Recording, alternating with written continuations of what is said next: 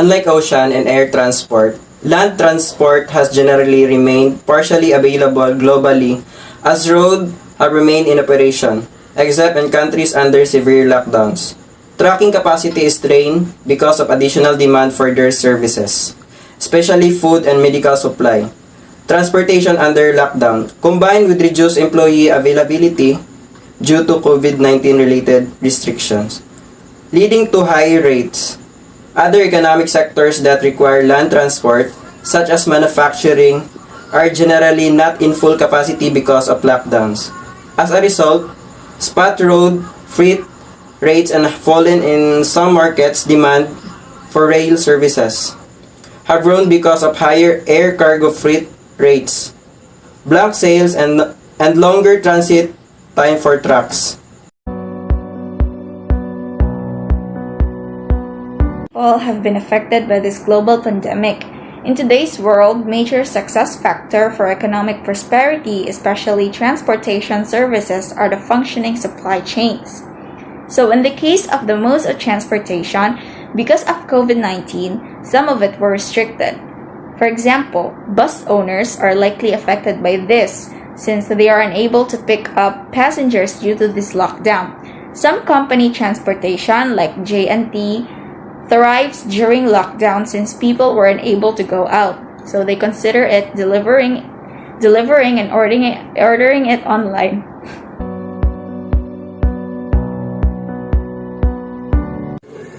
Supply chain disruptions and lockdowns are already affecting logistics companies. Operational constraints are expected to lead to delivery delays, congestions, and higher freight rates. However, not all segments will be impacted equally. Companies that serves e-commerce are seeing increased activity as consumers option for online shopping of essentials, while those that serve other sectors such as auto repairs and consumer goods will see a downturn. One mitigant record law, fuel prices should provide some relief to transport operators.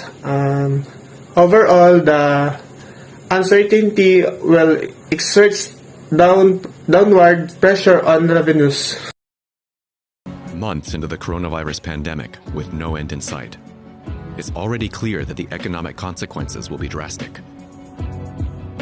The coronavirus crisis is certainly the most serious event since World War II.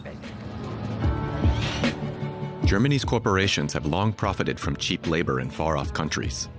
Now, they're experiencing the downside of globalized labor and long supply chains.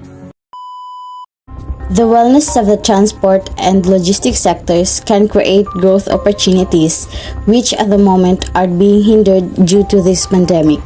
It can make the means of gaining a competitive advantage in the emerging markets. On the other hand, the current issue of the COVID-19 pandemic has been observed to have affected the manufacturing firms and all the other small and large organizations as well. This is primarily due to the fact that the manufactured material cannot be transported to their respective locations in a timely manner, and the raw material for further production is also unable to reach companies for them to develop the final output.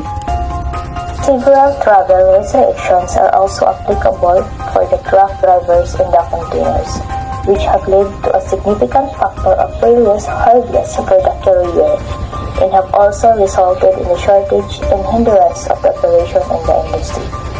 Similarly, due to the poor transportation in the times of the COVID-19 pandemic, many firms belonging to the automotive, pharmaceuticals, and medical equipment industry and other relevant sectors have also been highly challenged. They have had to face sales losses due to the poor transportation and logistics in the current situation.